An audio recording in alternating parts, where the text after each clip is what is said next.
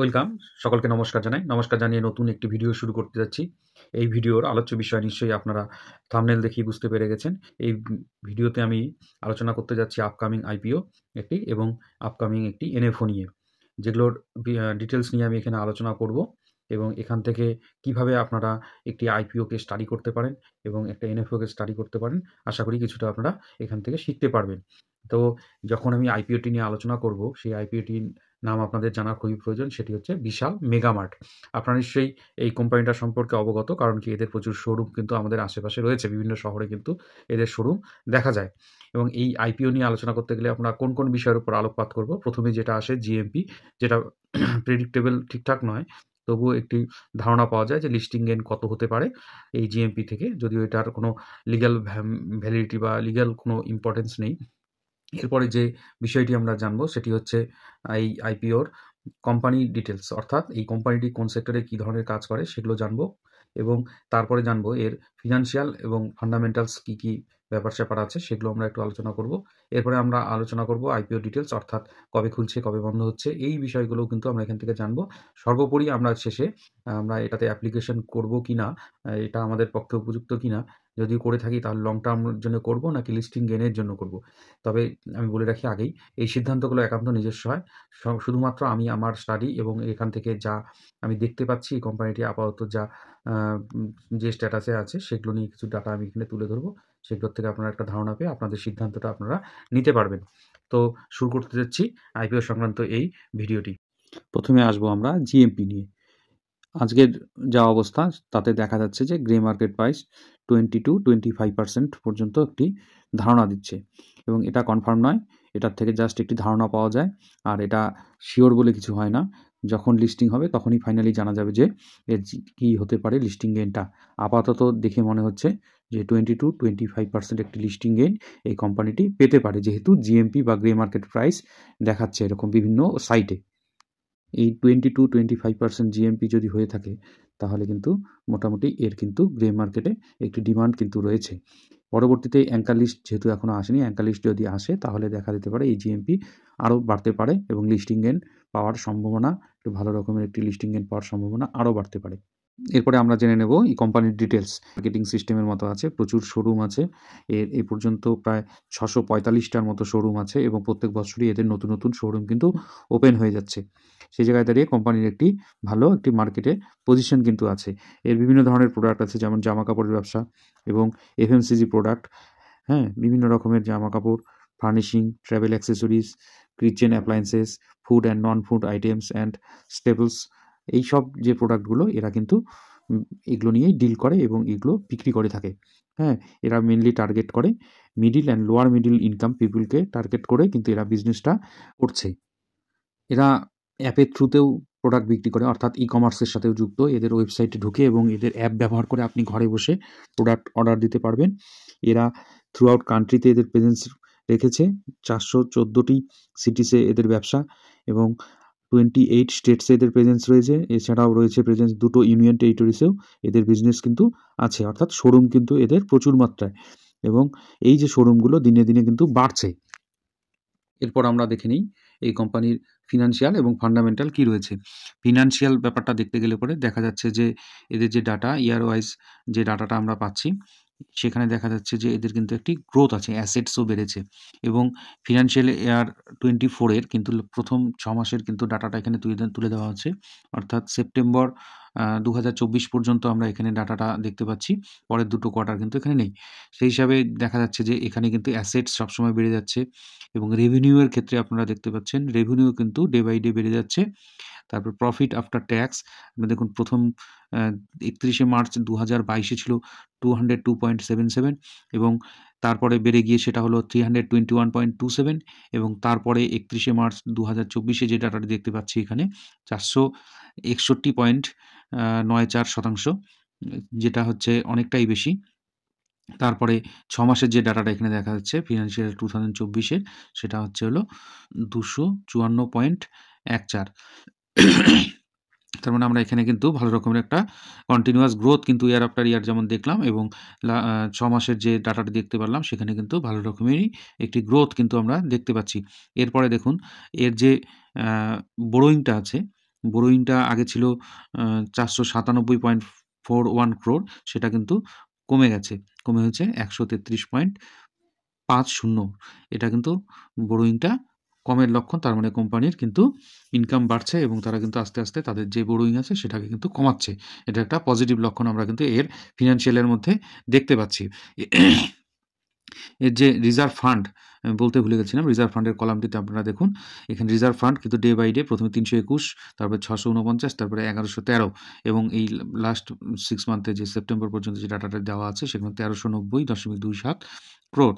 এটা কিন্তু একটি পজিটিভ ব্যাপার-স্যাপার। এই এখনো পর্যন্ত যা কিছু বললাম সবকিছুই পজিটিভ মনে হচ্ছে। তারপর আমরা দেখে নিই। এখানে কিন্তু আমরা মোটামুটি দেখে নিলাম এই কোম্পানিটি একটি ডেট ফ্রি কোম্পানি। এরপর আমরা পিয়ার কম্প্যারিজন যদি দেখি, পিয়ার কম্প্যারিজন যদি আমরা করি, এই কোম্পানির সাথে আমরা অন্য দুটো কোম্পানিকে করতে পারি। সেটা হচ্ছে হলো অ্যাভিনিউ সুপারমার্ট বা ডিমার্ট যেটাকে আমরা জানি, এবং একটা হচ্ছে ট্রেন্ড লিমিটেড।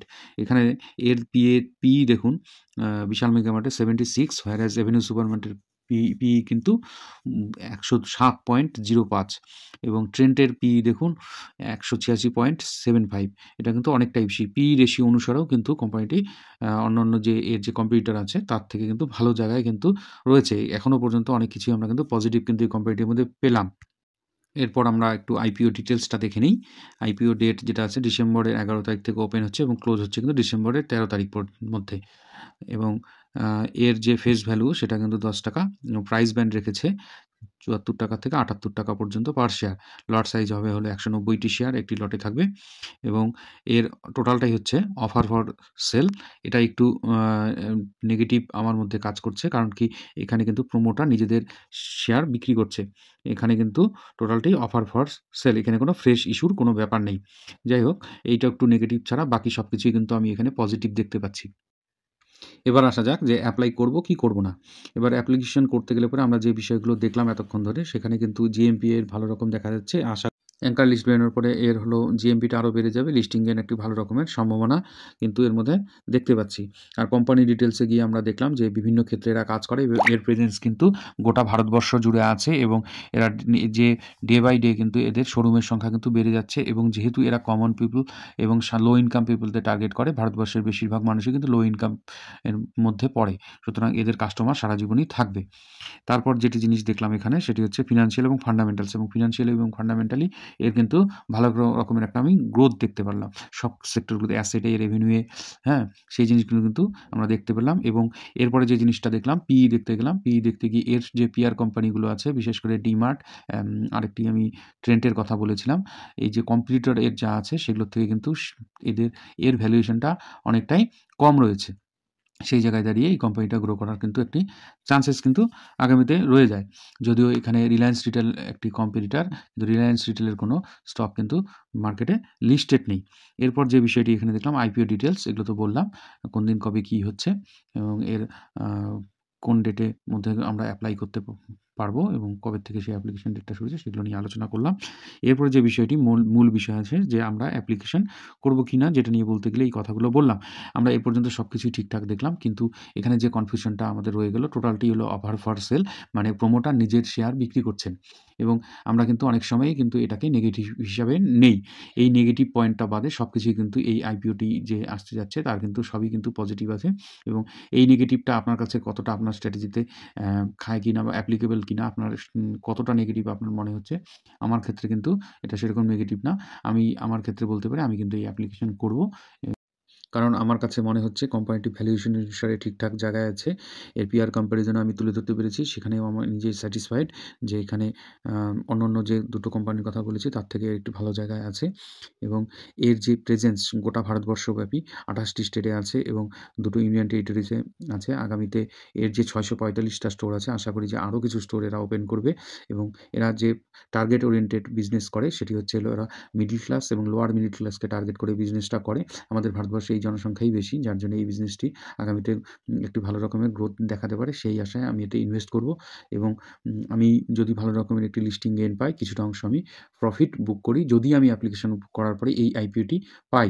আপাতত আমার ডিসিশন আমি অ্যাপ্লিকেশন করব, এবং শুধুমাত্র একটি নেগেটিভ যে দিক পেয়েছি এইটা আপনার কাছে কতটা গুরুত্বপূর্ণ আপনি বিচার করে দেখবেন, তারপরে আপনাদের ডিসিশনটা আপনারা নেবেন।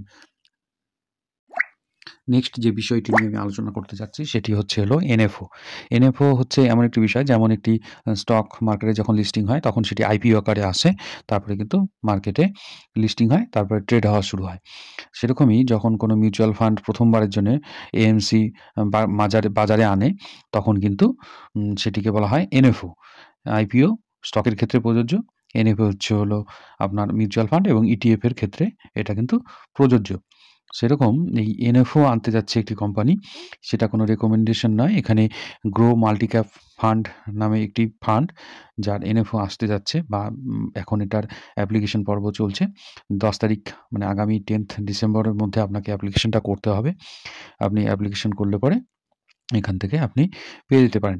আইপিওর সাথে ডিফারেন্স অনেক কিছুই আছে। কারণ আইপিওতে অ্যাপ্লিকেশন করতে গেলে আপনার একটি অ্যামাউন্ট লাগে, সেটা 10,000 টাকার উপরেই হয় অনেক বেশিরভাগ সময়ই, এবং 15,000 টাকার নিচে হয়ে থাকে কমসে কম একটি লট অ্যাপ্লিকেশন করতে গেলে পরে।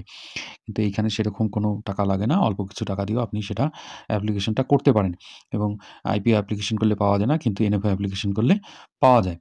এবার এখানে এর ফান্ডের যে ন্যাভটা থাকে বা ভ্যালুটা থাকে, সেটা কিন্তু ওই 10 টাকার মতো থাকে।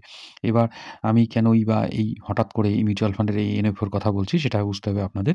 কারণ কি, এই যে মার্কেটে যা ট্রেন্ড এখন দেখা যাচ্ছে, যে যারা মিউচুয়াল ফান্ডে ইনভেস্ট করেন তারা কিন্তু অনেক চিন্তাভাবনা করে ইনভেস্ট করে। পাস্ট বা লাস্ট যে কোয়ার্টারটি গেল ফিনান্সিয়াল ইয়ারের, সেটিতে দেখা গেছে যে সকল যে মিউচুয়াল ফান্ড ইনভেস্টররা সকলেই কিন্তু বেশিরভাগ পোর্শন টাকা কিন্তু ইনভেস্ট করেছেন, যেটি হচ্ছে সেক্টরাল বা থেমাটিক ফান্ড যেগুলো আছে, সেগুলোতে কিন্তু তাদের ইনভেস্টমেন্টের মাত্রাটা কিন্তু বাড়িয়েছে। তার মানে মার্কেটে একটি ট্রেন্ড, যেখানে দেখা যাচ্ছে যে সেক্টরাল ফান্ডে বেশিরভাগ লোকজন ইনভেস্ট করছে। এবং দ্বিতীয় যে বিষয়টি আছে সেটি হচ্ছে হলো মিউচুয়াল ফান্ডের এই মাল্টি ক্যাপ যে ফান্ডগুলো আছে, সেগুলোতে কিন্তু বেশিরভাগ এই মিউচুয়াল ফান্ড ইনভেস্টটা করছেন। যেখানে দেখা যাচ্ছে যে সেক্টরাল ফান্ডের ক্ষেত্রে প্রায় ৪৯,৭৫৮ কোটির মতো ইনভেস্টমেন্ট করেছে লাস্ট কোয়ার্টারে, এবং সেকেন্ড পজিশনে যে ইনভেস্টমেন্টটা আছে সেটি হচ্ছে এই মাল্টি ক্যাপ ফান্ড, যাতে প্রায় ১৩,০৬৮ crore টাকার মতো কিন্তু ইনভেস্টমেন্ট হয়েছে। তার পরবর্তীতে যে ইনভেস্টমেন্টটা আছে, থার্ড যে সেক্টরটি আছে বা যে ফান্ডটি আছে, সেগুলো হচ্ছিল large and mid cap fund. এটি হচ্ছে থার্ড। তার মানে মানুষ কিন্তু এই মাল্টি ক্যাপ ফান্ডের দিকে ঝুঁকেছে। এবার সেক্টরিয়াল ফান্ডের ক্ষেত্রে যেটি হয়, যে সেক্টরের ইনভেস্ট করেছে সেই সেক্টরটা যদি না চলে, তখন কিন্তু সেখানে কিন্তু একটি কম গ্রোথের চান্সেস থাকে। এবার এই মাল্টি ক্যাপ ফান্ড অ্যালোকেশন কীভাবে করে এমসিগুলো, সেটি যদি আপনারা বুঝতে পারেন, আপনাদের কাছে ইন্টারেস্টিং হতে পারে। কারণ কি, আমরা জানি লার্জ ক্যাপ, মিড ক্যাপ এবং স্মল ক্যাপ। স্মল ক্যাপে রিস্ক বেশি, রিওয়ার্ডও বেশি। মিড ক্যাপে মিডিয়াম রিস্ক, মিডিয়াম রিওয়ার্ড।